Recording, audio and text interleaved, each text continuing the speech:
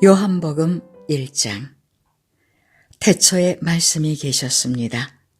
그 말씀은 하나님과 함께 계셨는데 그 말씀은 곧 하나님이셨습니다. 그분은 세상이 창조되기도 전에 하나님과 함께 계셨습니다. 모든 것이 그분을 통하여 지음을 받았습니다. 지음을 받은 것 중에서 어느 것 하나도 그분 없이 지어진 것이 없습니다.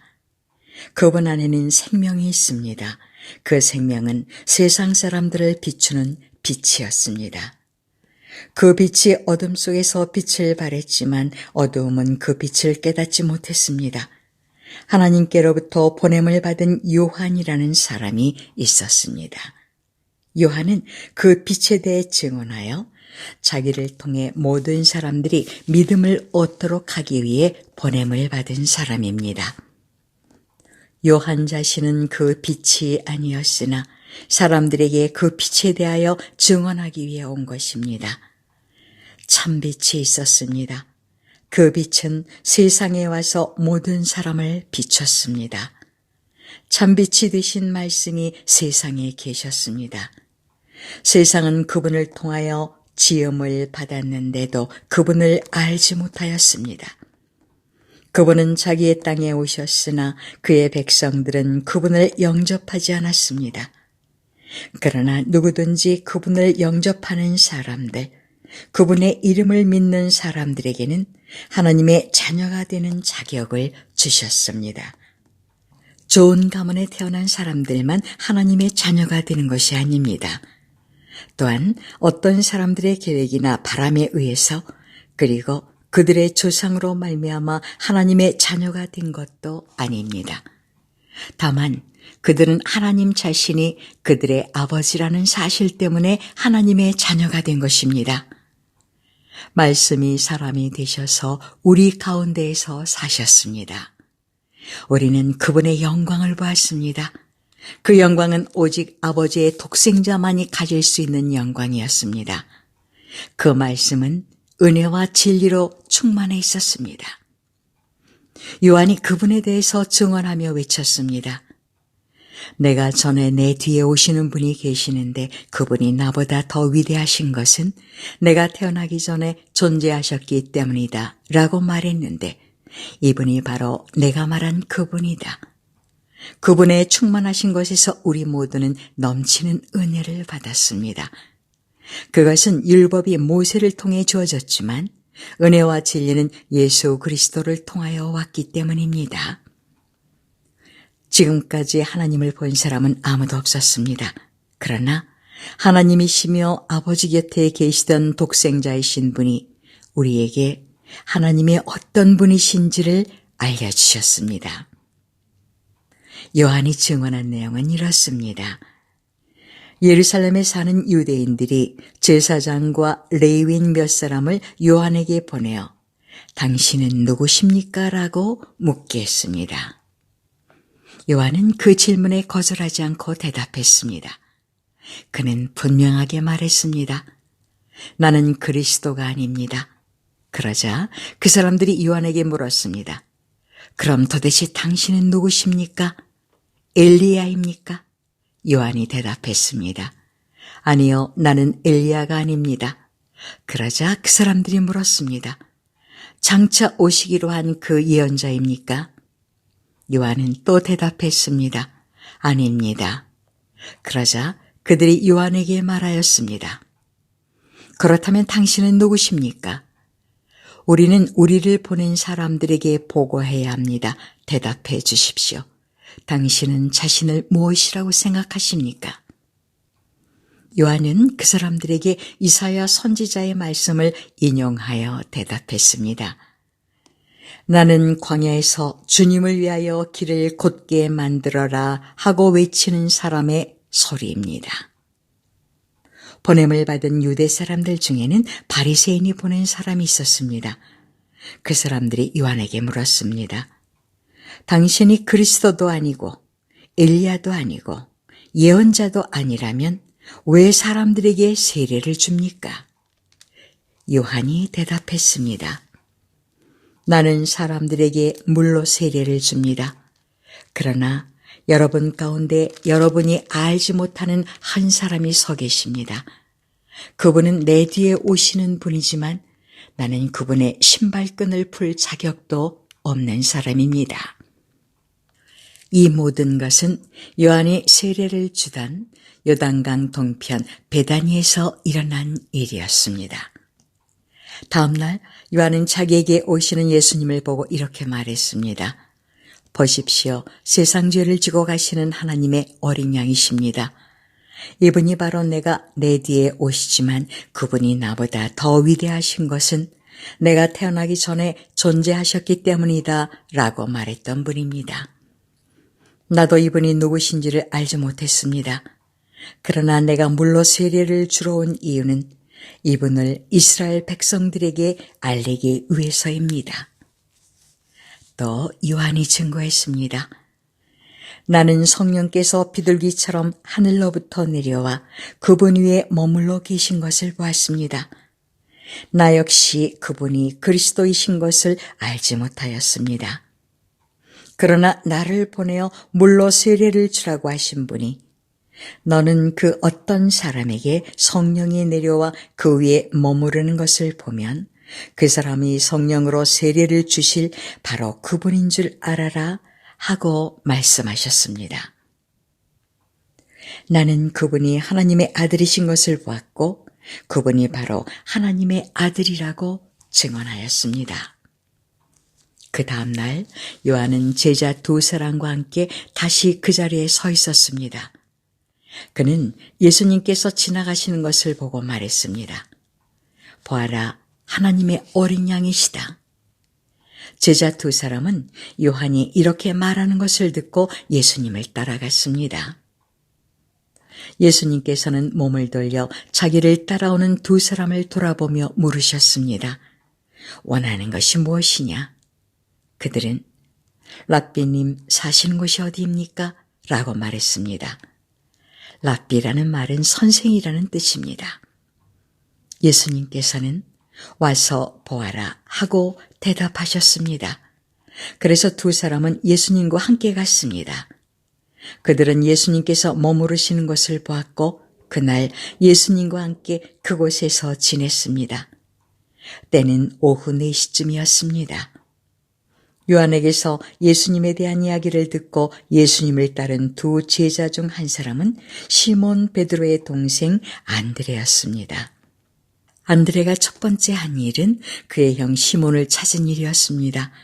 그는 시몬에게 우리가 메시아를 찾았어 라고 말했습니다. 메시아란 그리스도를 가리키는 말입니다. 그리고 나서 안드레는 시몬을 예수님께 데려왔습니다. 예수님께서는 시몬을 보시고 내가 요한의 아들 시몬이구나. 이제 너를 게바라고 부르겠다 라고 말씀하셨습니다. 게바란 베드로란 뜻입니다. 다음 날 예수님께서는 갈릴리로 가기를 원하셨습니다.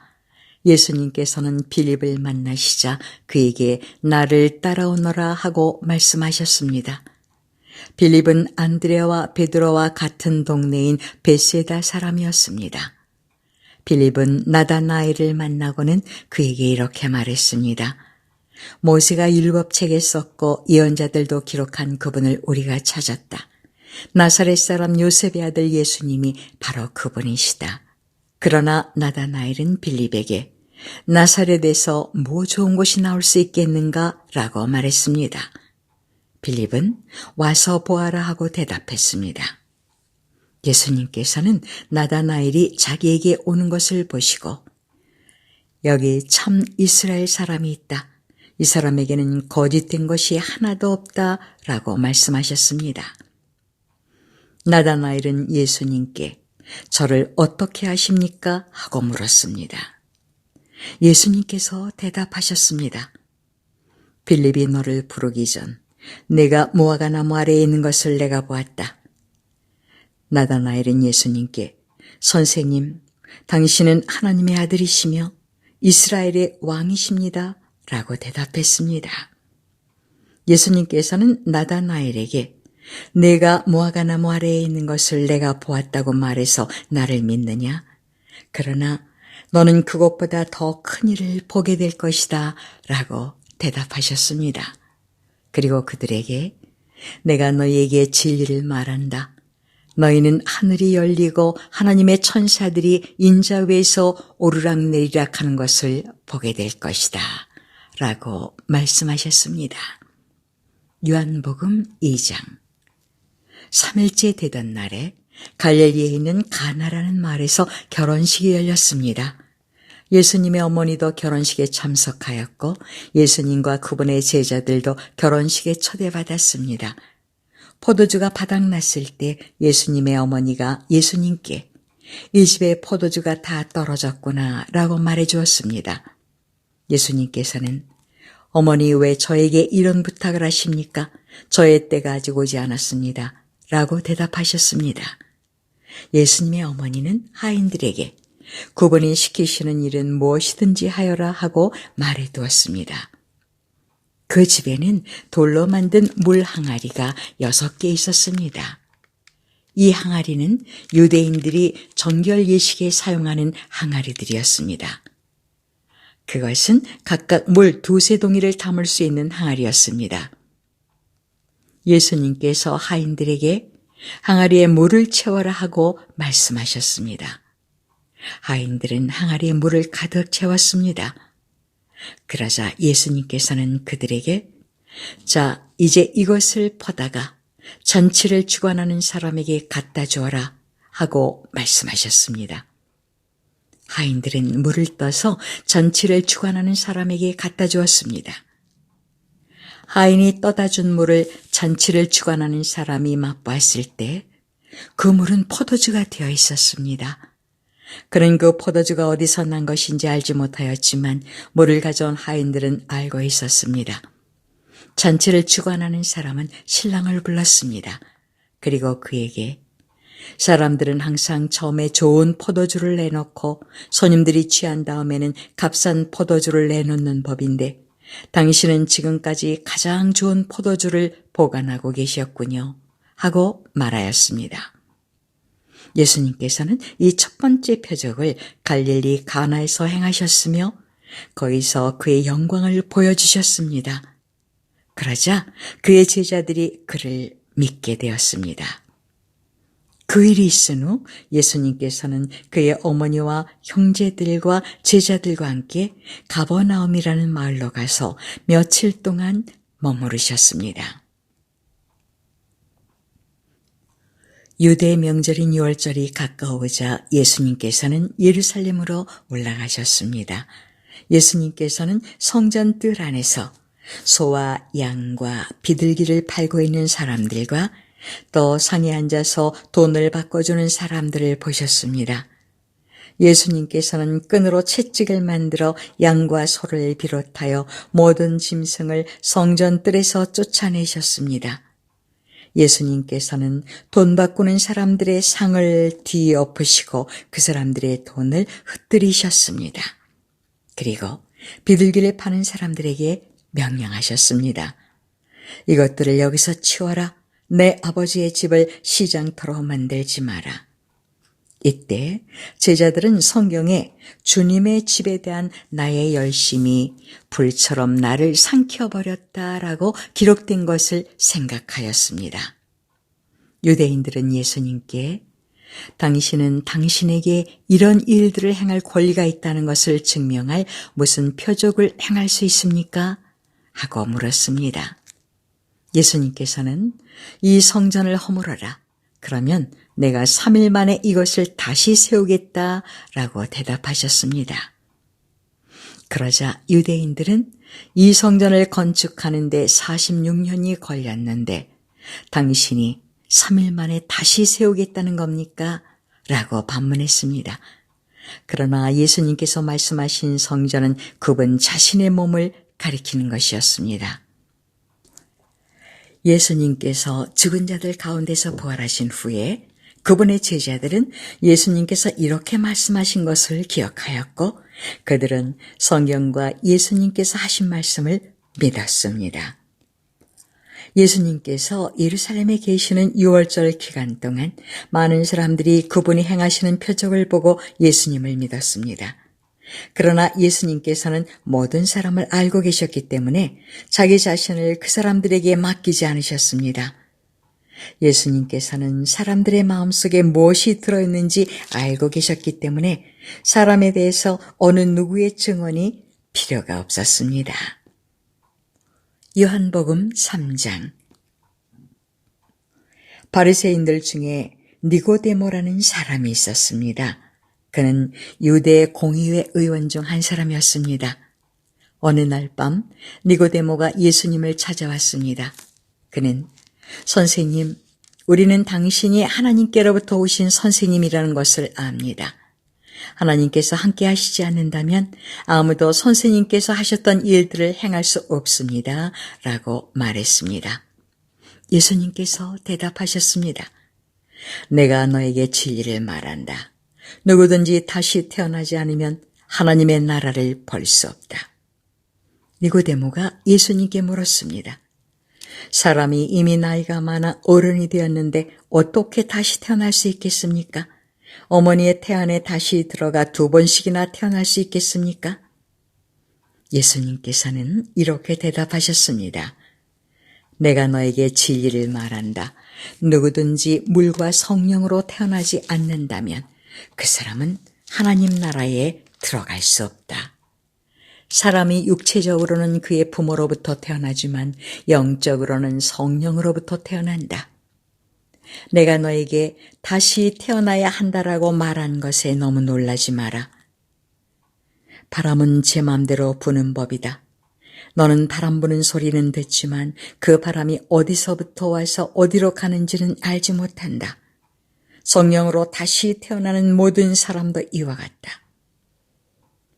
니고데모는 이런 일이 어떻게 가능할 수 있습니까? 라고 물었습니다. 예수님께서 대답하셨습니다.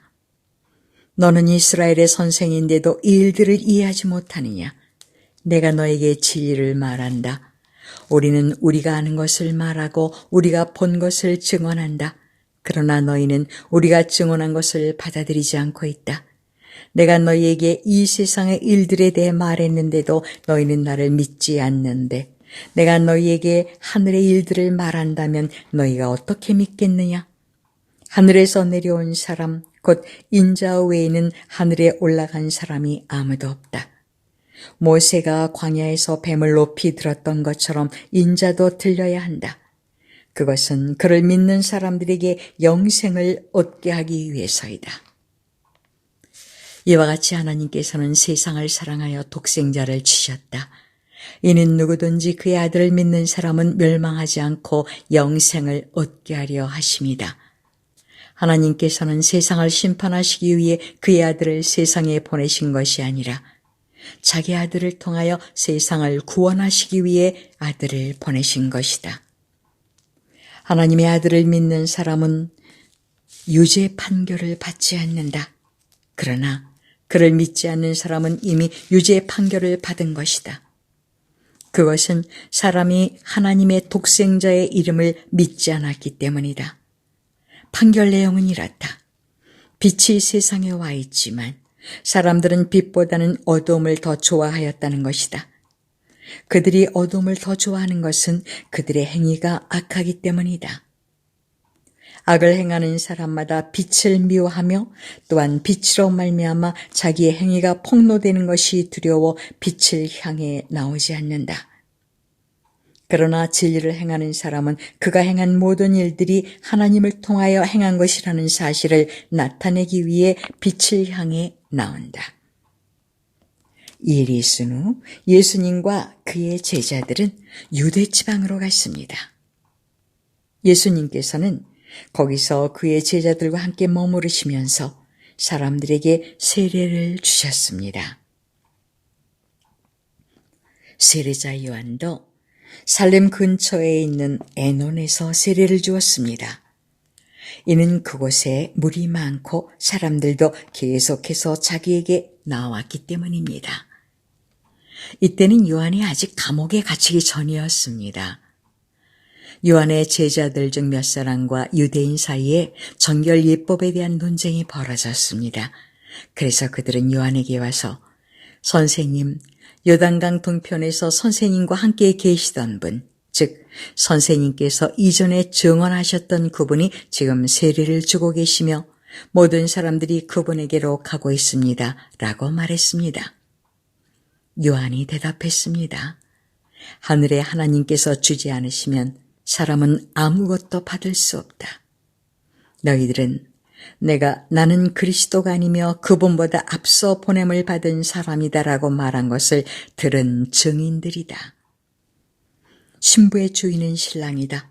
신랑을 기다리며 그가 오는 소리에 귀를 기울이는 신랑의 친구는 신랑의 소리를 듣고 대단히 기뻐한다.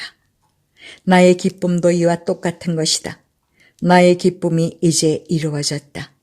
그분은 점점 더 위대해질 것이고 나는 점점 더 사람들의 관심에서 멀어지게 될 것이다. 위로부터 오신 분은 모든 것 위에 계신 분이다. 땅으로부터 온 사람은 땅에 속하여 땅의 일을 말한다. 그러나 하늘로부터 오신 분은 모든 것 위에 계신 분이다. 그분은 그가 보고 들었던 것을 증언하신다. 그러나 아무도 그분의 증언을 받아들이지 않는다. 그분의 증거를 받아들이는 사람은 하나님이 참되신 분이라는 사실을 인정한다. 하나님께서 보내신 그분은 하나님의 말씀을 전하신다. 하나님께서는 그분에게 성령을 한없이 주셨다. 아버지는 아들을 사랑하셔서 모든 것을 그의 손에 맡기셨다. 아들을 믿는 사람은 영생이 있지만 아들을 거역하는 사람은 생명을 보지 못하고 도리어 그에게 하나님의 진노가 있을 것이다. 요한복음 4장. 바리새인들은 예수님께서 요한보다 더 많은 사람을 제자로 삼고 세례를 준다는 소문을 들었습니다. 그러나 사실 예수님께서 직접 사람들에게 세례를 주신 것이 아니라 제자들이 세례를 준 것이었습니다. 예수님께서는 바리새인들이 자기에 대하여 이야기하고 있다는 것을 아시고 유대를 떠나 다시 갈릴리로 가셨습니다. 갈릴리로 가려면 사마리아 지방을 거쳐가야만 했습니다. 예수님께서는 사마리아에 있는 수가라는 마을로 들어가셨습니다. 이 마을은 야곱이 자기 아들 요셉에게 주었던 밭에서 그리 멀지 않은 곳에 있었습니다. 그곳에 야곱의 우물이 있었습니다. 예수님께서는 오랜 여행으로 피곤하여 그 우물가에 앉으셨습니다. 그때가 대략 정오쯤이었습니다. 사마리아 여자 한 사람이 물을 기르러 나왔습니다. 예수님께서는 그 여자에게 내게 마실 물 좀 주시오라고 말씀하셨습니다. 이 일이 일어날 즈음 예수님의 제자들은 먹을 것을 사러 마을로 내려가고 그 자리에 없었습니다. 사마리아 여자는 예수님께 당신은 유대 남자고 나는 사마리아 여자인데 어떻게 나에게 마실 것을 달라고 할 수 있습니까? 라고 말했습니다. 당시 유대인들은 사마리아 사람들과 상종을 하지 않았습니다. 예수님께서는 그 여자에게 이렇게 대답하셨습니다. 당신이 하나님께서 주시는 선물이 무엇인지 또 내게 마실 것을 달라라고 말하는 사람이 누구인지 알았더라면 오히려 당신이 그 사람에게 구하였을 것이고 그러면 그가 당신에게 생명의 물을 주었을 것이요. 그 여자가 말했습니다. 선생님, 당신에게는 물 기를 도구도 없고 이 우물은 매우 깊은데 어디서 그 생명의 물을 구한단 말입니까? 당신이 우리 조상 야곱보다 더 큰 분이란 말씀이십니까? 야곱은 우리에게 이 우물을 주신 분입니다. 그분도 친히 이 우물에서 물을 길어 마셨고 그분의 아들들과 가축들도 그렇게 했습니다. 예수님께서는 이 물을 마시는 사람은 다시 목마를 것이요. 그러나 내가 주는 물을 마시는 사람은 누가 되었던 간에 영원히 목마르지 않을 것이요. 내가 주는 물은 그 사람 안에서 계속 솟아나 영원한 생명을 가져다주는 우물이 될 것이요. 라고 대답하셨습니다. 사마리아 여자는 예수님께 선생님, 저에게 그런 물을 주셔서 제가 다시는 목이 마르지 않을 뿐더러 물을 기르러 여기에 오지 않게 해 주십시오. 라고 말했습니다. 예수님께서는 그 여자에게 가서 당신 남편을 불러 이리로 데려오시오 라고 말씀하셨습니다. 그 여자는 예수님께 저는 남편이 없습니다 라고 대답했습니다. 그러자 예수님께서 당신이 남편이 없다고 한 말은 맞는 말이요. 실제로 당신은 남편이 5명이나 있었고 지금 당신과 함께 사는 남자도 당신 남편이 아니요. 당신이 방금 전에 말한 것은 틀린 말이 아니었소 라고 말씀하셨습니다. 그 여자는 선생님, 제가 보기에 선생님께서는 예언자이십니다. 우리의 조상들은 이 산에서 예배하였으나 유대인들은 예배할 수 있는 유일한 장소는 예루살렘에 있다고 주장합니다. 라고 말했습니다. 예수님께서 이렇게 말씀하셨습니다. 여인이여 나를 믿으시오. 이 산에서도 아니고 예루살렘에서도 아닌 당신네들이 아버지께 예배할 때가 올 것이요. 사마리아 사람인 당신네들은 알지 못하는 것을 예배하나 우리 유대인들은 우리가 알고 있는 것을 예배하오. 그것은 구원이 유대인들로부터 나오기 때문이요. 그러나 참되게 예배하는 사람들이 영과 진리로 아버지께 예배할 때가 올 것인데 지금이 바로 그때요. 그리고 하나님께서는 이렇게 예배하는 사람들을 찾고 계시오. 하나님께서는 영이시기 때문에 하나님께 예배하는 사람들은 반드시 영과 진리로 예배해야만 하오. 그 여자는 그리스도라고 불리는 메시아가 오실 것이라는 사실을 알고 있습니다. 그분이 오시면 우리에게 모든 것을 설명해 주실 것입니다. 라고 말했습니다. 그러자 예수님께서 여자에게 말씀하셨습니다. 지금 당신과 이야기하고 있는 내가 바로 그 메시아예요. 바로 그때 예수님의 제자들이 마을에서 돌아왔습니다. 그들은 예수님께서 여자와 이야기하고 있는 것을 보고 무척 놀랐습니다. 그러나 아무도 선생님 무엇을 구하고 계십니까? 라거나 선생님 무슨 일로 그 여자와 이야기를 하고 계십니까? 라고 묻는 사람이 없었습니다. 그 여자는 물 항아리를 버려두고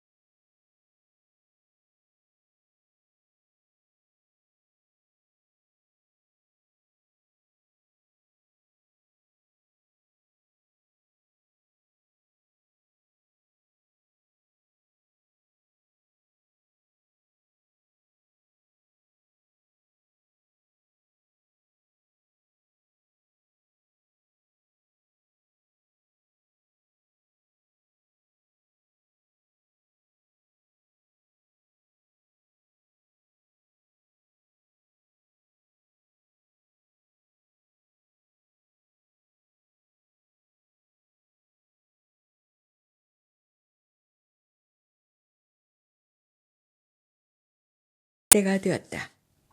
추수하는 사람은 벌써 추수한 대가로 품삯을 받고 영생을 위한 곡식을 추수하는 중이다. 그래서 씨를 뿌린 사람은 추수하는 사람과 함께 기뻐할 수 있게 될 것이다. 그러므로 한 사람은 씨를 뿌리고 다른 사람은 추수한다라고 하는 말은 진리이다. 나는 너희들이 직접 수고하지 않은 것을 추수하라고 너희들을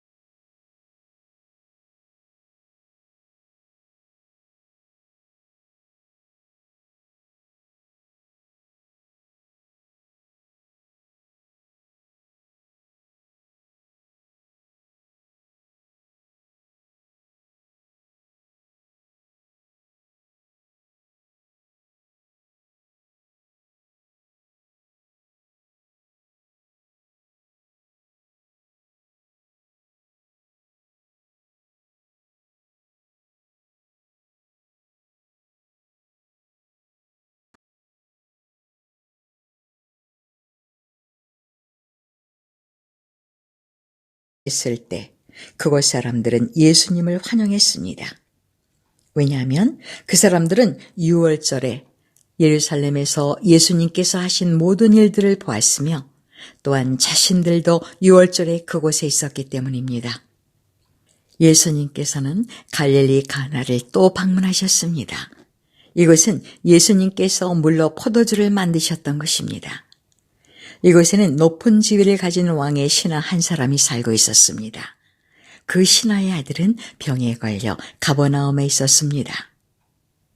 왕의 신하는 예수님께서 유대 지방에서 갈릴리로 오셨다는 소식을 듣고 예수님께 찾아가 가버나움으로 오셔서 자기 아들을 낫게 해달라고 간청하였습니다.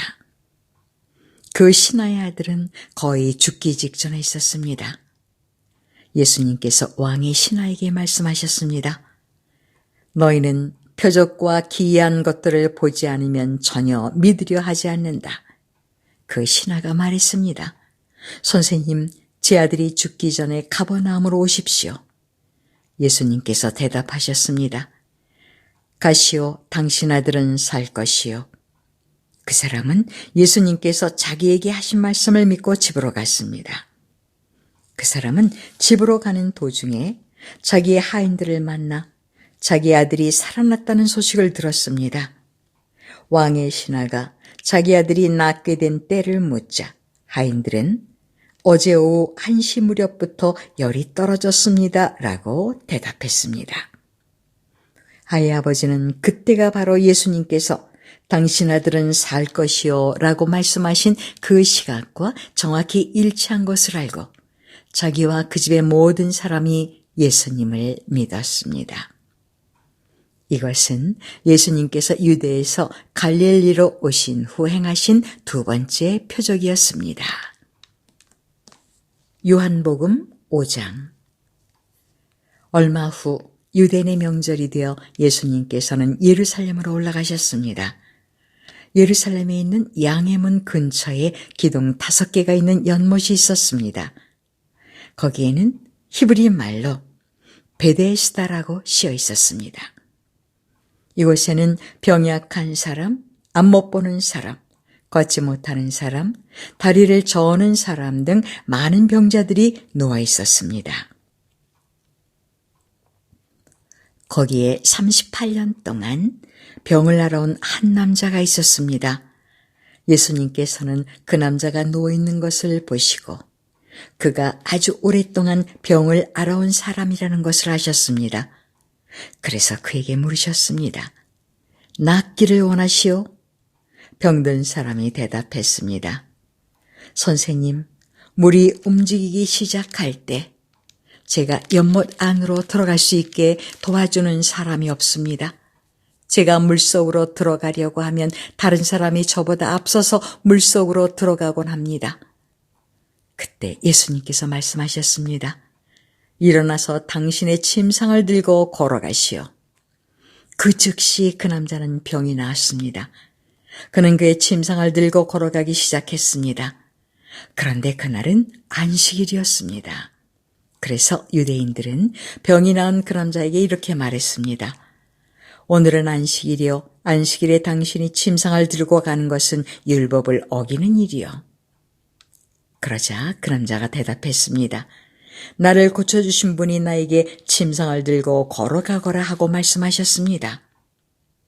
당신에게 침상을 들고 걸어가라고 말한 사람이 도대체 누구요? 라고 유대인들이 다시 물었습니다. 그러나 병 고침을 받은 사람은 어떤 사람이 자기를 고쳐주었는지 알 도리가 없었습니다. 왜냐하면 그곳에는 많은 사람이 있었고 예수님께서는 이미 군중 속으로 사라진 뒤였기 때문입니다.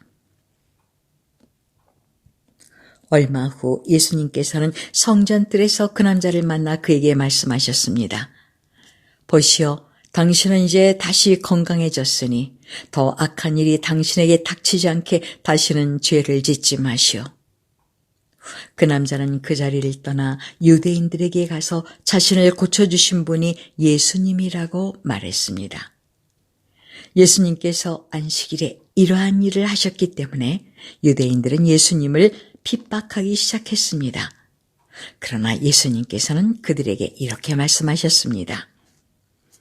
내 아버지께서 지금까지 항상 일하시니 나도 일한다.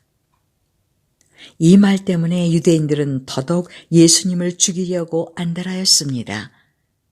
그것은 그분이 안식일을 범할 뿐만 아니라 하나님을 자기의 친아버지라고 불러 자기를 하나님과 동등하게 여기고 있기 때문이었습니다. 그러나 예수님께서 말씀하셨습니다. 내가 너희에게 진리를 말한다. 아들은 어느 것 하나도 혼자서 할 수 없다. 아들은 다만 아버지께서 하시는 일을 보고서야 그것을 할 수 있을 따름이다. 그것은 아버지께서 무엇을 행하시든지 아들도 행하기 때문이다. 아버지께서는 아들을 사랑하셔서 그분이 하시는 모든 일들을 아들에게 보여주신다. 너희에게는 놀랄 만한 일이겠지만 아버지께서는 이보다 더 큰 일들을 아들에게 보여주실 것이다. 아버지께서 죽은 사람을 부활시키시며 그들에게 생명을 주시는 것처럼 아들도 자기가 원하는 자들에게 생명을 줄 것이다. 이뿐 아니라 아버지는 아무도 심판하지 않으시고 심판하는 모든 권한을 아들에게 맡기셨다. 하나님께서 이렇게 하시는 것은 모든 사람들이 아버지를 존경하듯이 아들도 존경하게 하기 위해서이다. 아들을 존경하지 않는 사람은 아들을 보내신 아버지도 존경하지 않는 것이다. 내가 너희에게 진리를 말한다.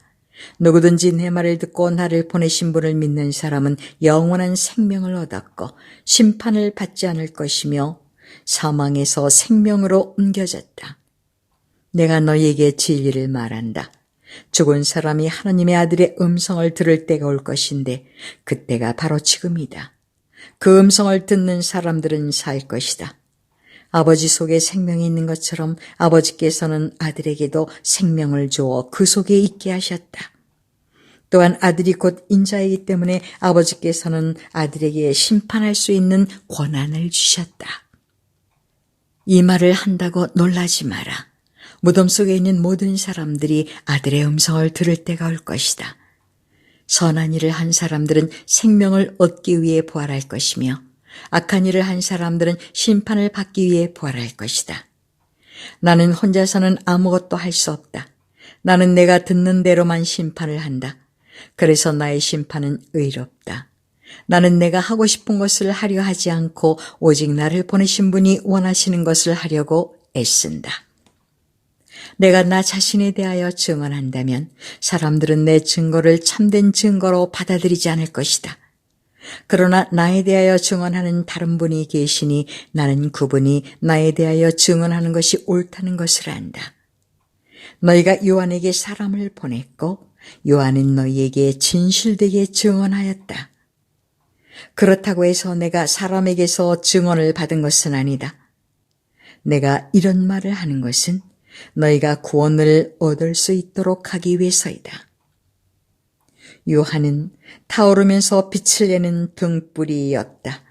너희는 잠시 요한의 빛 가운데서 기뻐하기를 원했으나 내게는 요한의 증언보다 더 큰 증언이 있다. 아버지께서 나에게 하라고 주셨고 지금 내가 행하고 있는 일들이 아버지께서 나를 보내신 것을 증언한다.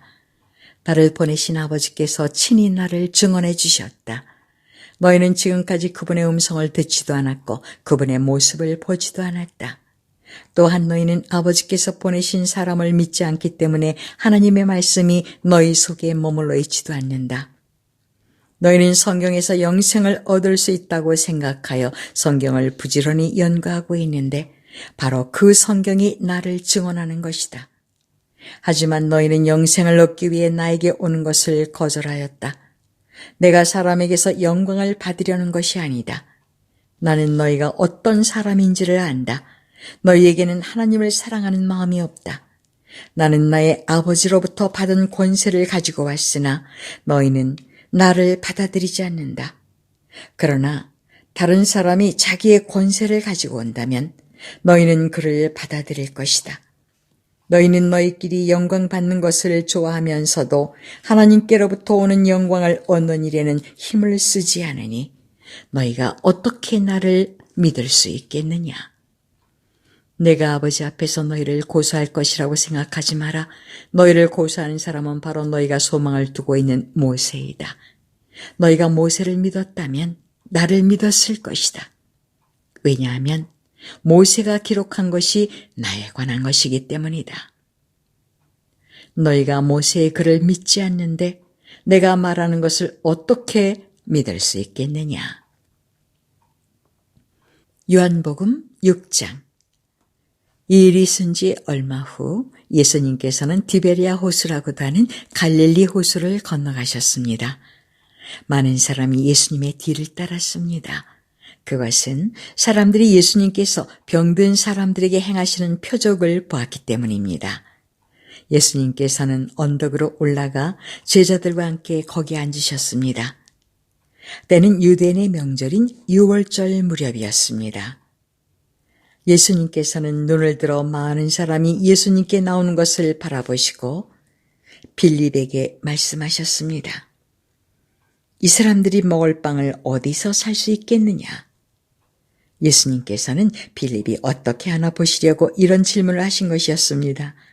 예수님께서는 빌립이 어떻게 할 것인가를 이미 알고 계셨습니다. 빌립이 예수님께 대답했습니다. 여기 있는 한 사람 한 사람이 빵을 한 입씩만 먹는다고 해도 그 빵을 사려면 200데나리온은 있어야 할 것입니다. 그때 예수님의 제자 중 한 사람인 시몬 베드로의 동생 안드레가 말했습니다. 여기 사내아이 하나가 가지고 온 작은 보리빵 5개와 작은 물고기 2마리가 있습니다. 하지만 이것만 가지고 이렇게 많은 사람을 어떻게 먹이겠습니까? 예수님께서 말씀하셨습니다. 사람들에게 앉으라고 하여라. 그것은 풀이 많은 곳이었습니다. 거기에 앉은 남자 어른의 수는 약 5,000명이었습니다. 그때 예수님께서는 빵을 가지고 하나님께 감사의 기도를 하신 후 그곳에 앉아있는 사람들에게 그들이 원하는 만큼 나눠주셨습니다. 예수님께서는 물고기를 가지고도 그렇게 하셨습니다. 사람들은 모두 실컷 먹었습니다. 식사가 끝났을 때 예수님께서 제자들에게 말씀하셨습니다. 먹고 남은 빵과 물고기를 다 모으고 하나도 버리지 마라. 그래서 제자들은 남은 음식들을 모았습니다. 보리빵 5개로 사람들이 먹고 남은 조각들이 큰 광주리로 12개나 되었습니다. 사람들은 예수님께서 행하신 표적을 보고 말했습니다. 이분은 세상에 오실 그 예언자가 틀림없다. 예수님께서는 사람들이 와서 자기를 강제로 데려다가 그들의 왕으로 세우려 한다는 것을 아셨습니다. 그래서 다시 그곳을 떠나 혼자 산으로 올라가셨습니다. 밤이 되자 예수님의 제자들은 갈릴리 호수로 내려갔습니다. 이미 날은 어두워졌지만 예수님께서는 아직 제자들에게 오지 않으셨습니다. 제자들은 작은 배를 타고 가버나움으로 가기 위해 갈릴리 호수를 건너기 시작했습니다. 그때 강한 바람이 불어오고 호수의 파도는 점점 거세졌습니다. 제자들은 약 4-5km 정도의 거리를 노저갔습니다. 그때 예수님께서 물 위를 걸어 배를 향하여 오시는 것이 보였습니다. 제자들은 두려웠습니다. 하지만 예수님께서 그들에게 말씀하셨습니다. 나다, 두려워하지 마라. 제자들은 기꺼이 예수님을 배 안으로 모셨습니다. 배는 곧 그들이 가려던 목적지에 도착했습니다. 다음 날 호수 반대편에 서 있던 군중은 그곳에 배가 한 척밖에 없다는 것과 예수님께서 제자들과 함께 가시지 않고 제자들만 떠난 것을 알게 되었습니다. 그중 배 몇 척이 디베리아에서 왔습니다. 디베리아는 예수님께서 하나님께 감사 기도를 드린 후 사람들이 빵을 먹었던 장소에서 가까운 곳에 있는 마을입니다. 사람들은 예수님과 그분의 제자들이 그곳에 없다는 것을 알고는 배를 타고 예수님을 찾으러 가버나움으로 갔습니다. 사람들은 호수 건너편에서 예수님을 만났습니다. 그들은 예수님께 물었습니다. 선생님, 언제 여기에 도착하셨습니까? 예수님께서 그 사람들에게 대답하셨습니다. 내가 너희에게 진리를 말한다. 너희가 나를 찾는 것은 내가 행한 표적을 보았기 때문이 아니라 빵을 배불리 먹었기 때문이다. 썩어 없어지는 음식을 위해 일하지 말고 영원히 있어서 영생을 주는 음식을 위해 일하여라. 인자는 너희에게 그런 음식을 줄 것이다. 하나님 아버지께서 인자가 이런 일을 행하는 것을 허락하셨다. 그러자 사람들이 예수님께 물었습니다. 하나님께서 원하시는 일을 하기 위해 우리는 무엇을 해야 합니까? 예수님께서 대답하셨습니다. 하나님의 일이란 바로 하나님께서 보내신 사람을 믿는 것이다. 다시 사람들이 물었습니다. 당신은 어떤 표적을 행하여 우리가 보고 당신을 믿게 하시겠습니까? 성경에 하나님께서는 그들에게 먹을 빵을 하늘에서 내려주셨다라고 기록되어 있듯이 우리 조상들은 광야에서 만나를 먹었습니다. 예수님께서 그들에게 말씀하셨습니다. 내가 너희에게 진리를 말한다. 너희에게 하늘로부터 내린 빵을 준 사람은 모세가 아니다. 나의 아버지께서 너희에게 하늘로부터 참된 빵을 주신 것이다. 하나님의 빵은 하늘로부터 내려와서 세상에 생명을 주는 것이다. 사람들이 예수님께 말했습니다. 선생님, 이 빵을 우리에게 항상 주십시오. 그때 예수님께서 그들에게 선언하셨습니다. 나는 생명의 빵이다. 내게 오는 사람은 결단코 굶주리지 않을 것이며 나를 믿는 사람은 결코 목마르지 않을 것이다. 그러나 전에도 내가 너희에게 말했던 것처럼 너희는 나를 보고도 여전히 나를 믿지 않는다. 아버지께서 나에게 주신 사람은 다 내게로 올 것이며 내게로 오는 자를 나는 결단코 쫓아내지 않을 것이다.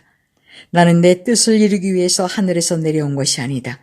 나는 나를 보내신 분의 뜻을 행하기 위해 하늘에서 내려왔다. 나를 보내신 분의 뜻은 하나님께서 내게 주신 사람은 단 한 사람도 잃지 않고 마지막 날에 그를 부활시키는 것이다. 아들을 보고 믿는 사람은 누구나 다 영생을 얻는 것이 내 아버지의 뜻이기 때문이다. 나는 그를 마지막 날에 부활시킬 것이다. 유대인들은 예수님께서 나는 하늘에서 내려온 빵이다라고 말했으므로 예수님에 대해 수군대기 시작했습니다. 그래서 그들은 자기들끼리 이런 말들을 했습니다. 이 사람은 틀림없는 요셉의 아들 예수야. 우리가 그의 아버지와 어머니를 알고 있는데 어떻게 그가 나는 하늘에서 내려왔다고 말할 수 있지? 그러자 예수님께서 그들에게 대답하셨습니다. 서로 수군대지 마라. 나를 보내신 아버지께서 이끌지 않으면 아무도 내게로 올 수 없다. 나도 마지막 날에 그를 부활시킬 것이다. 예언자들의 책에 이런 글이 있다. 모든 사람이 하나님의 가르침을 받을 것이다. 아버지의 말씀을 듣고 아버지에게서 배우는 사람은 내게로 온다. 하나님으로부터 온 사람 외에는 아버지를 본 사람이 없다. 오직 하나님으로부터 온 그 사람만 아버지를 보았다. 내가 너희에게 진리를 말한다. 믿는 사람에게는 영생이 있다. 나는 생명의 빵이다. 너희의 조상들은 광야에서 만나를 먹었지만 죽었다. 하늘에서 내려오는 빵이 여기 있다. 누구든지 이 빵을 먹으면 결코 죽지 않을 것이다. 나는 하늘에서 내려온 생명을 주는 빵이다. 누구든지 이 빵을 먹으면 영원히 살 것이다. 내가 줄 빵은 나의 살이다. 내 살은 세상에 생명을 준다. 그러자 유대인들은 이 사람이 어떻게 자기 몸을 우리에게 먹으라고 줄 수 있겠는가? 라고 말하며 서로 다투기 시작했습니다. 예수님께서 그들에게 말씀하셨습니다. 내가 너희에게 진리를 말한다. 너희가 인자의 살을 먹지 않고 또 그의 피를 마시지 않으면 너희 속에 생명이 없다. 나의 살을 먹고 나의 피를 마시는 사람은 영생을 얻으며 나도 그 사람을 마지막 날에 부활시킬 것이다. 나의 살은 참된 음식이며 나의 피는 참된 음료다. 나의 살을 먹고 나의 피를 마시는 사람은 누구든지 내 안에 있고 나도 그 사람 안에 있다. 살아계신 아버지께서 나를 보내셨고 나 또한 아버지 때문에 살고 있는 것처럼 나를 먹는 그 사람은 나 때문에 살 것이다. 하늘에서 내려온 빵은 너희 조상들이 먹고 죽었던 빵과 같지 않다. 이 빵을 먹는 사람은 영원히 살 것이다. 이 모든 말씀은 예수님께서 가버나움 회당에서 가르치실 때에 하신 말씀입니다. 예수님의 제자들 중에 여러 사람이 예수님의 말씀을 듣고 말했습니다. 이 말씀은 어렵다. 누가 알아들을 수 있겠는가? 예수님께서는 제자들이 이 문제로 수군거리는 것을 아시고 그들에게 이런 말씀을 하셨습니다. 이것이 너희에게 장애물이 되느냐? 그렇다면 인자가 전에 있던 곳으로 올라가는 것을 너희가 보면 어떻겠느냐? 생명을 주시는 분은 성령이시다. 그러므로 사람의 힘은 전혀 쓸모가 없다. 내가 너희에게 한 말은 성령의 말씀이고 생명의 말씀이다. 그러나 너희 중에는 믿지 않는 사람이 있다. 예수님께서는 처음부터 누가 믿지 않을지 또 누가 예수님을 배반할지를 알고 계셨습니다. 예수님께서 계속 말씀하셨습니다. 그러므로 내가 사람이 내게 오는 것을 아버지께서 허락하지 않으시면 아무도 내게로 올 수 없다고 너희에게 말한 이유가 여기에 있다. 예수님께서 이 말씀을 하시자 제자들 중에 많은 사람이 예수님을 떠났습니다.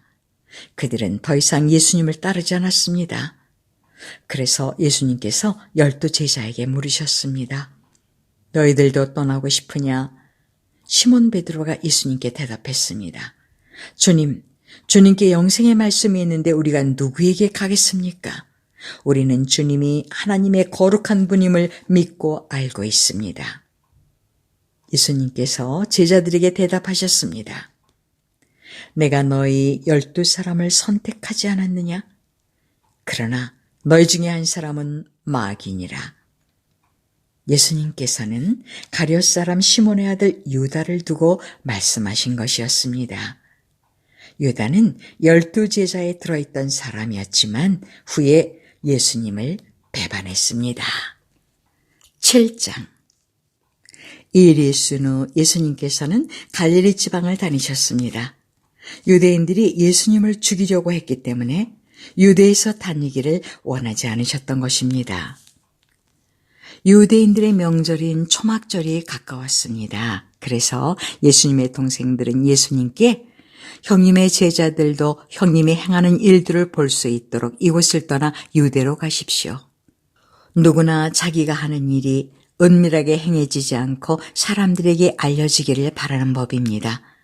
형님이 이런 일들을 행하고 계시다면 자신을 온 세상에 알리십시오. 라고 말했습니다. 예수님의 동생들이 이렇게 말한 것은 그들도 예수님을 믿지 않았기 때문이었습니다. 그래서 예수님께서는 그들에게 이런 말씀을 하셨습니다. 내 때는 아직 오지 않았다. 하지만 너희 때는 항상 준비되어 있다. 세상에 너희는 미워할 수 없겠지만 나는 미워하고 있다. 이는 내가 세상에 대하여 또 세상이 행하는 일들에 대하여 악하다고 증언하기 때문이다. 너희는 명절을 지키러 올라가거라. 나는 이번 명절에는 올라가지 않겠다. 내 때가 아직 이르지 않았다. 예수님께서는 이 말씀을 하시고 그냥 갈릴리에 머물러 계셨습니다. 그러나 예수님의 동생들이 명절을 지키러 올라간 후 예수님께서는 사람들의 눈에 띄지 않게 은밀히 올라가셨습니다. 그래서 유대인들은 명절에 예수님을 찾으며 그분이 어디 계시냐고 물었습니다. 사람들 사이에서는 예수님에 대한 여러 말이 오고 갔습니다. 그는 좋은 사람이다라고 말하는 사람이 있는가 하면 아니다, 오히려 그는 군중들을 속이고 있다라고 말하는 사람도 있었습니다. 그러나 사람들은 유대인들을 두려워했기 때문에 아무도 예수님에 대하여 드러내놓고 말하는 사람이 없었습니다. 명절이 절반가량 지났을 무렵 예수님께서는 성전 뜰에 올라가 가르치기 시작하셨습니다. 그러자 유대인들은 이 사람은 배운 것도 없는데 어떻게 저런 지식을 갖고 있을까 하며 놀라워했습니다. 그래서 예수님께서는 그들에게 이렇게 대답하셨습니다.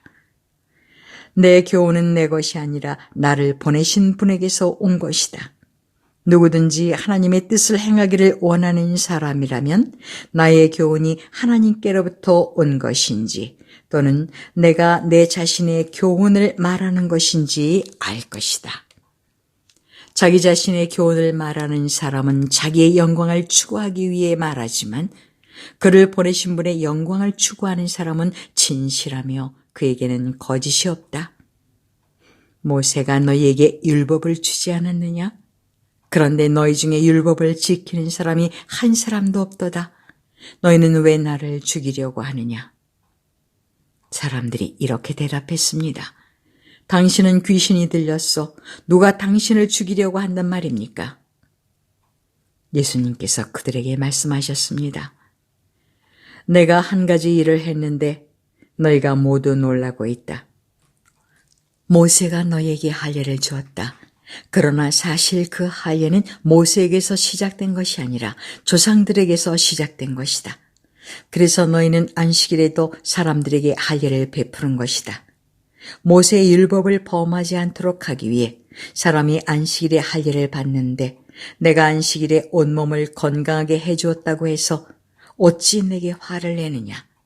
너희는 겉모양만 보고 판단하지 말고 올바른 평가에 따라 판단하여라. 이때 예루살렘 사람 중에는 이렇게 말하는 사람들이 있었습니다. 이 사람이 사람들이 죽이려고 하는 바로 그 사람이 아니냐? 보아라. 그가 여러 사람 앞에서 드러내놓고 말하여도 사람들은 그에게 아무 대꾸도 하지 못하는데 혹시 지도자들도 이 사람을 정말로 그리스도로 알고 있는 것이 아닌가? 하지만 우리는 이 사람이 어디서 왔는지 알고 있다. 그리스도가 오실 때에는 그분이 어디서 오시는지 아무도 알지 못한다. 그러자 예수님께서는 성전뜰에서 가르치실 때 큰 소리로 말씀하셨습니다. 너희는 나를 알며 또 내가 어디서 왔는지도 알고 있다. 그러나 나는 이곳에 내 스스로 온 것이 아니다. 나를 보내신 분은 참되시다. 너희는 그분을 알지 못하지만 나는 그분을 아는 것이 내가 그분에게서 왔고 그분은 나를 보내셨기 때문이다. 이 일 때문에 사람들이 예수님을 붙잡으려고 하였습니다. 하지만 아무도 그분에게 손을 대는 사람은 없었습니다. 이는 아직 그분의 때가 되지 않았기 때문입니다. 그러나 무리 중에 많은 사람이 예수님을 믿었습니다. 그 사람들은 그리스도께서 오신다고 해도 과연 그가 행하실 표적들이 이 사람이 한 것보다 더 많겠는가? 라고 말했습니다. 사람들이 예수님을 가리켜 이렇게 수군대는 것을 바리새인들이 들었습니다. 그래서 대제사장들과 바리새인들이 예수님을 붙잡으려고 성전 경비대를 보냈습니다. 예수님께서는 나는 잠시 동안 너희와 함께 있다가 나를 보내신 분에게 갈 것이다. 너희가 나를 찾을 것이나 찾아내지 못할 것이며 내가 있는 곳에 너희는 올 수도 없다 라고 말씀하셨습니다. 유대인들은 자기들끼리 이런 말을 하였습니다. 이 사람이 어디로 가려고 하기에 우리가 자기를 찾아내지 못할 것이라고 하는가? 그리스의 여러 도시로 가서 그리스 사람들을 가르치려고 하는가? 너희는 나를 찾을 것이나 찾아내지 못할 것이며 내가 있는 곳에 너희는 올 수도 없다라고 말한 것은 무슨 뜻인가? 축제가 절정에 달한 명절 마지막 날에 예수님께서 서서 큰 소리로 말씀하셨습니다. 누구든지 목마르거든 내게로 와서 마셔라. 나를 믿는 사람은 성령이 말한 대로 그의 배에서 생수의 강이 흘러나올 것이다.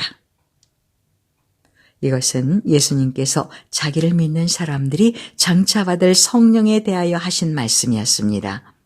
그러나 예수님께서 아직 영광을 받으시지 않았기 때문에 사람들에게 아직은 성령이 계시지 않았습니다. 사람들 중에서는 이 말씀을 듣고 이분은 참으로 장차 오시리라 예언된 그 예언자이다 라고 말하는 사람들이 있었습니다. 또는 다르게 이분은 그리스도다 라고 말하는 사람들도 있었고 그리스도는 갈릴리에서 나오지 않을 것이다. 성경에는 그리스도가 다윗의 후손 중에서 나오고 다윗이 살던 마을 베들레헴에서 태어나실 것이라고 기록되어 있다라고 말하는 사람들도 있었습니다. 그래서 예수님 때문에 군중은 서로 편이 갈리게 되었습니다. 그들 중에 예수님을 붙잡으려는 사람들이 있었지만 예수님께 손을 대는 사람은 아무도 없었습니다. 성전 경비대가 예수님을 잡지 못한 채 대제사장들과 바리새인들에게 돌아오자 대제사장들과 바리새인들이 왜 그를 데려오지 않았느냐라고 물었습니다. 성전 경비대가 대답했습니다. 그 사람처럼 말한 사람은 이때까지 한 사람도 없었습니다. 그러자 바리새인들이 성전 경비대에게 되물었습니다. 너희도 미혹을 당한 것은 아니겠지? 관원들이나 바리새인들 중에 그를 믿은 사람이 누가 있느냐? 아무도 없다. 율법을 알지 못하는 이 군중이나 그를 믿는데 그들은 저주받은 사람들이다. 그들 중에 한 사람으로서 전에 예수님께 왔던 니고데모가 그들에게 말했습니다. 우리의 율법에 따르면 먼저 그 사람의 말을 들어보지 않거나 그가 행한 것을 알아보지 않고는 그 사람에게 죄가 있다고 판단하지 않습니다. 다른 사람들이 대답했습니다. 당신도 갈릴리 출신이요? 성경을 연구해 보시오. 그러면 당신도 갈릴리에서는 예언자가 나오지 않는다는 사실을 알게 될 것이요. 이 말을 하고는 그들은 각자 자기 집으로 돌아갔습니다. 8장. 그리고 예수님께서는 올리브산으로 가셨습니다. 이튿날 이른 아침에 예수님께서는 다시 성전 뜰로 가셨습니다. 온 백성이 그분 주변에 모여들자 예수님께서는 자리를 잡고 앉으셔서 그들에게 가르치기 시작하셨습니다. 그때 서기관들과 바리새인들이 간음하다가 현장에서 잡힌 여인 한 명을 끌고 와서 모인 사람들의 앞에 세우고 예수님께 물었습니다. 선생님, 이 여인이 간음하다가 현장에서 붙잡혔습니다. 모세는 율법에서 이런 여자들을 돌로 쳐 죽이라고 우리에게 명령하였습니다. 그런데 선생님은 뭐라고 말씀하시겠습니까? 그들은 예수님을 고소할 구실을 얻기 위해 이렇게 시험한 것이었습니다. 그러나 예수님께서는 몸을 굽혀 손가락으로 땅에 글을 쓰셨습니다. 사람들이 그 자리에 서서 계속해서 묻자 예수님께서는 몸을 일으켜 그들에게 말씀하셨습니다. 너희 중에 죄 지은 적이 없는 사람이 먼저 이 여인에게 돌을 던져라. 이 말씀을 하시고 예수님께서는 다시 몸을 굽혀 땅에 글을 쓰셨습니다.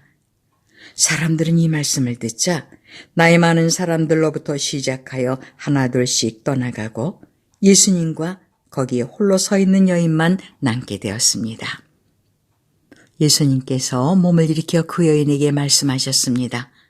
여자여, 너를 고소하던 사람들이 어디 있느냐? 아무도 너를 정죄하지 않았느냐? 여인이 대답했습니다. 주님, 아무도 없습니다. 그러자 예수님께서 나도 너를 정죄하지 않는다. 가거라. 그리고 다시는 죄를 짓지 마라. 하고 말씀하셨습니다. 그 후에 예수님께서 다시 사람들에게 말씀하셨습니다. 나는 세상의 빛이다. 나를 따르는 사람은 어둠 속에서 생활하지 않을 것이며 생명의 빛을 얻을 것이다. 그러자 바리새인들이 예수님께 말했습니다. 당신이 당신 자신에 대해 증언하는 것은 사실이라고 할 수 없어. 이에 대해 예수님께서 대답하셨습니다. 그렇다. 나는 나 자신에 대해서 증언한다.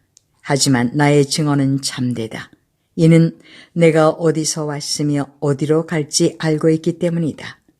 그러나 너희는 내가 어디서 왔으며 어디로 가는지를 알지 못한다. 너희는 세상의 표준을 가지고 판단하지만 나는 아무도 그렇게 판단하지 않는다. 설령 내가 판단한다 하더라도 나의 판단은 참되다. 이는 내가 판단할 때에 혼자서 판단하는 것이 아니라 나를 보내신 아버지께서 나와 함께 판단하시기 때문이다. 너희의 법에도 두 사람의 증언은 참되다고 기록되어 있다. 내가 나 자신에 대해서 증언하는 사람이며 또 나를 위해 증언하시는 분은 나를 보내신 아버지이시다. 그 사람들이 예수님께 물었습니다. 당신의 아버지가 어디 계십니까? 예수님께서 대답하셨습니다. 너희는 나도 알지 못하고 나의 아버지도 모른다. 만일 나를 알았다면 또한 나의 아버지도 알았을 것이다. 이 모든 것은 예수님께서 성전뜰, 헌금함을 보관해 두는 곳에서 사람들을 가르칠 때 하신 말씀입니다. 그러나 아무도 그분을 잡지 못했습니다. 이는 아직 그분의 때가 오지 않았기 때문입니다. 예수님께서는 다시 사람들에게 말씀하셨습니다. 나는 멀리 떠날 것이다. 너희가 나를 찾겠지만 너희는 너희 죄 가운데서 죽을 것이다. 너희는 내가 가는 곳에 올 수 없다. 그러자 유대인들이 말했습니다.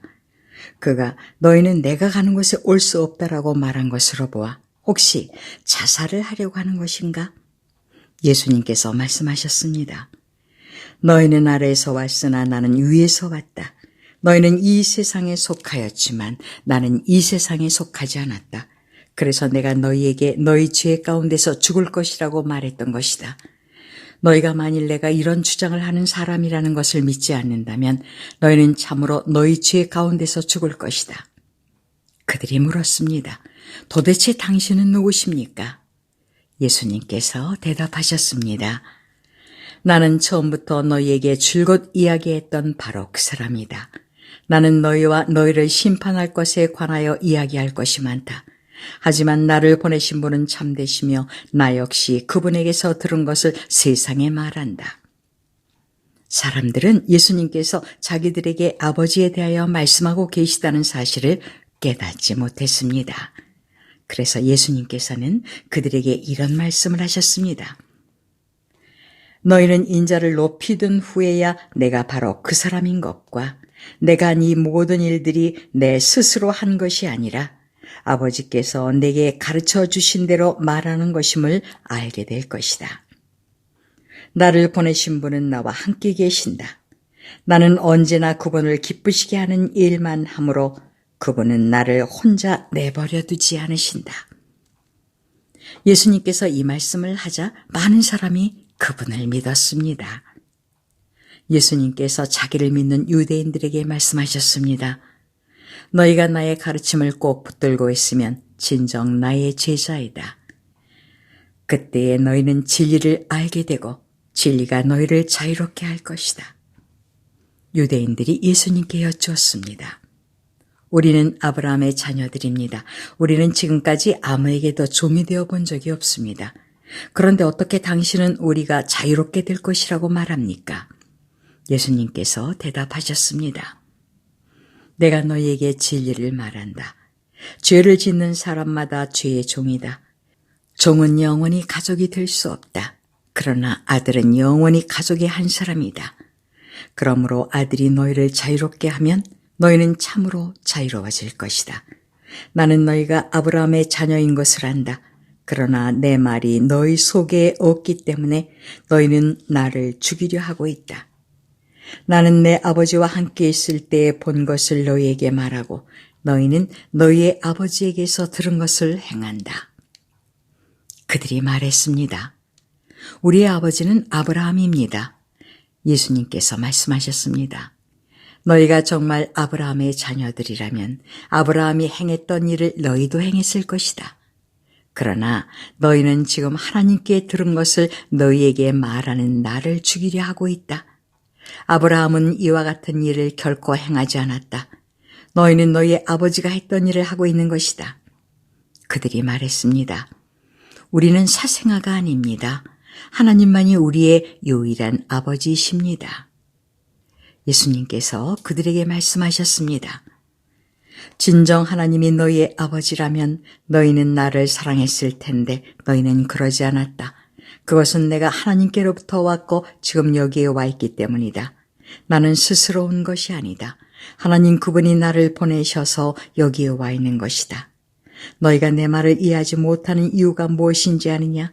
그것은 너희가 내 말을 알아들을 수 없기 때문이다. 너희는 너희 아버지 마귀에게 속하여 너희 아버지 마귀가 시키는 대로 하기를 원한다. 마귀는 처음부터 살인자였다. 마귀 속에는 진리가 없기 때문에 마귀는 진리 안에 서지 못한다. 마귀는 거짓말쟁이요 거짓말쟁이의 아버지이므로 그가 거짓말을 할 때에 자신의 말을 하는 것이다. 그러나 나는 너희에게 진리를 말한다. 바로 이것이 너희가 나를 믿지 않는 이유이다. 너희 중에 내가 죄인이라고 증명해 보일 수 있는 사람이 있느냐?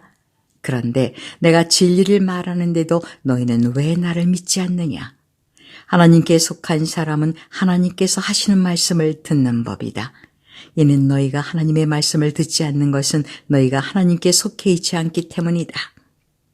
유대인들이 예수님께 대답했습니다. 당신은 사마리아 사람이고 귀신이 들린 게 분명합니다.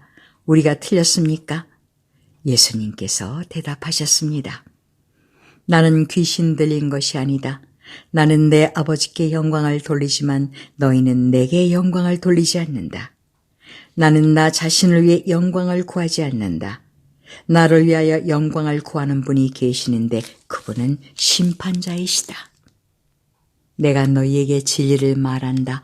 누구든지 나의 말을 지키는 사람은 영원히 죽지 않을 것이다. 유대인들이 예수님께 말했습니다. 이제 우리는 당신이 귀신 들린 것을 알겠어. 아브라함과 예언자들도 죽었습니다. 그런데 당신은 누구든지 나의 말을 지키면 그는 영원히 죽음을 맛보지 않을 것이다 라고 말합니다. 당신이 우리 조상 아브라함보다 더 위대하단 말입니까? 아브라함은 죽었고 예언자들도 죽었습니다. 당신은 자신이 어떤 존재라고 생각하십니까? 예수님께서 대답하셨습니다. 내가 나를 영광되게 한다면 그 영광은 아무것도 아니다. 나를 영광되게 하는 분은 나의 아버지이시다. 그분은 너희가 우리 하나님이라고 부르는 바로 그분이시다. 너희는 그분을 모르지만 나는 그분을 안다. 만일 내가 그분을 모른다고 한다면 나도 너희처럼 거짓말쟁이가 될 것이다. 그러나 나는 그분을 알고 그분의 말씀을 지킨다. 너희의 조상 아브라함은 내 날을 볼 것을 생각하며 기뻐하였다. 그는 그 날을 보았고 기뻐하였다. 유대인들이 예수님께 말했습니다. 당신은 아직 50세도 안 되었는데 아브라함을 보았단 말이요? 예수님께서 대답하셨습니다. 내가 너희에게 진리를 말한다. 아브라함이 태어나기 전에도 나는 존재한다. 예수님께서 이런 말씀을 하시자 사람들은 예수님께 돌을 집어던지려고 하였습니다. 그러자 예수님께서는 몸을 피해 성전뜰을 빠져나가셨습니다. 9장 예수님께서 걸어가실 때 나면서부터 안 못 보는 사람을 보셨습니다. 예수님의 제자들이 예수님께 물었습니다. 선생님, 이 사람이 이렇게 안 못 보는 사람으로 태어난 것이 누구의 죄 때문입니까? 이 사람 때문입니까? 아니면 그의 부모 때문입니까? 예수님께서 대답하셨습니다. 이 사람이나 그의 부모가 죄를 지어 이렇게 된 것이 아니다. 이 사람이 나면서부터 앞을 보지 못한 것은 하나님의 일을 그 사람의 생애를 통해 나타내기 위해서이다. 우리는 낮이 계속되는 동안 나를 보내신 분의 일을 계속해야 한다. 아무도 일할 수 없는 밤이 올 것이다. 내가 세상에 있는 동안 나는 세상의 빛이다. 예수님께서는 이 말씀을 하신 후 땅에 침을 뱉어 그것으로 진흙을 만드셨습니다. 그리고 그 진흙을 앞을 보지 못하는 사람의 눈에 발랐습니다. 예수님께서 그 사람에게 말씀하셨습니다. 실로암 샘에 가서 씻어라. 실로암은 보냄을 받았다라는 뜻입니다. 그 사람은 샘으로 가서 씻었고 앞을 보게 되어 돌아왔습니다. 그 사람의 이웃이나 전에 이 사람이 구걸하던 것을 본 적이 있던 사람들이 물었습니다. 이 사람은 앉아서 구걸하던 사람이 아니냐? 맞아, 이 사람이 그 사람이다라고 말하는 사람이 있었는가 하면 아니야, 이 사람은 전에 구걸하던 사람이 아니야. 단지 그와 비슷한 사람일 뿐이야 라고 우기는 사람도 있었습니다. 그러나 그 남자는 내가 바로 그 사람입니다 라고 말했습니다. 그래서 사람들이 그 사람에게 물었습니다. 도대체 당신은 어떻게 눈을 뜨게 되었어? 그 사람이 이렇게 대답했습니다. 예수라고 하는 분이 진흙을 만들어 그것을 내 눈에 바르고 실로암 샘에 가서 씻으라고 말씀하셨습니다. 내가 가서 씻었더니 보게 되었습니다. 사람들이 물었습니다. 그 사람이 지금 어디에 있어? 그 남자는 나도 모릅니다라고 대답했습니다. 사람들은 전에 보지 못했던 사람을 바리새인들에게 데려갔습니다. 예수님께서 진흙을 만들어 그 사람의 눈을 뜨게 해준 날은 안식일이었습니다. 바리새인들은 다시 그 남자에게 그가 어떻게 보게 되었는지를 물었습니다. 그 사람이 이렇게 대답했습니다. 그분이 진흙을 내 눈에 발랐습니다. 내가 씻었더니 보게 되었습니다. 바리새인 중에는 이 사람이 안식일을 지키지 않으므로 그는 하나님께로부터 온 사람이 아니다라고 말하는 사람이 있었습니다. 한편 어떤 사람은 죄인이 어떻게 이와 같은 표적을 행할 수 있겠습니까? 라고 말하였습니다. 그래서 바리새인들 사이에 편이 갈렸습니다. 바리새인들은 그 남자에게 다시 물었습니다. 그분이 당신의 눈을 뜨게 하였는데 당신은 그 사람에 대해 어떻게 생각합니까? 그 남자가 대답했습니다. 그는 예언자입니다. 유대인들은 그 남자가 전에는 앞을 보지 못했는데 이제는 보게 되었다는 사실을 믿지 않았습니다. 그래서 그들은 그 남자의 부모에게 사람을 보내어 물어보았습니다. 이 사람이 당신의 아들 맞습니까? 당신들은 그가 나면서부터 보지 못하게 되었다고 이야기했는데 그가 지금은 어떻게 해서 보게 되었습니까? 그의 부모가 대답하였습니다. 그 아이가 우리 아들인 것을 알겠고 또 날 때부터 안 못 보는 아이였다는 것도 알겠는데 그 애가 지금은 어떻게 보게 되었는지 또 누가 그 아이의 눈을 뜨게 해주었는지 우리도 잘 모르겠습니다. 우리 아이는 자기 문제에 대해서는 자기가 대답을 할 만큼 나이도 먹었으니 그 아이에게 직접 물어보십시오. 그의 부모가 이렇게 말한 것은 유대인들을 두려워했기 때문입니다. 또한 유대인들은 예수를 그리스도라고 인정하는 사람은 누구든지 회당에서 쫓아내기로 이미 결정했기 때문입니다. 그래서 그 사람의 부모가 그가 나이를 먹었으니 그에게 직접 물어보십시오라고 대답했던 것입니다. 바리새인들은 전에 보지 못했던 사람을 두 번째로 불러 그에게 말했습니다. 하나님께 영광을 돌리시오. 우리는 그 사람이 죄인인 것을 알고 있어. 그가 대답했습니다. 그분이 죄인인지 아닌지는 모르겠습니다. 다만 제가 아는 한 가지는 전에 제가 앞을 보지 못했으나 이제는 본다는 사실입니다. 그들이 물었습니다. 그가 당신에게 무슨 행동을 했고 그가 어떻게 당신 눈을 뜨게 했어? 그 사람이 그들에게 대답했습니다.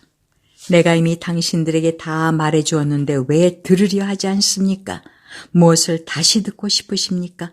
당신들도 그분의 제자가 되려고 그러십니까? 그러자 바리새인들은 그 사람에게 욕을 하며 말했습니다. 당신은 그의 제자일지 모르지만 우리는 모세의 제자들이요. 우리는 하나님께서 모세에게 말씀하셨다는 것을 압니다. 하지만 이 사람에 대해서는 그가 어디서 왔는지조차 모릅니다. 그 남자가 대답했습니다. 정말 이상한 일입니다. 그 사람이 나의 눈을 고쳐주었는데도 당신들은 그가 어디서 왔는지 모른다니 말입니다.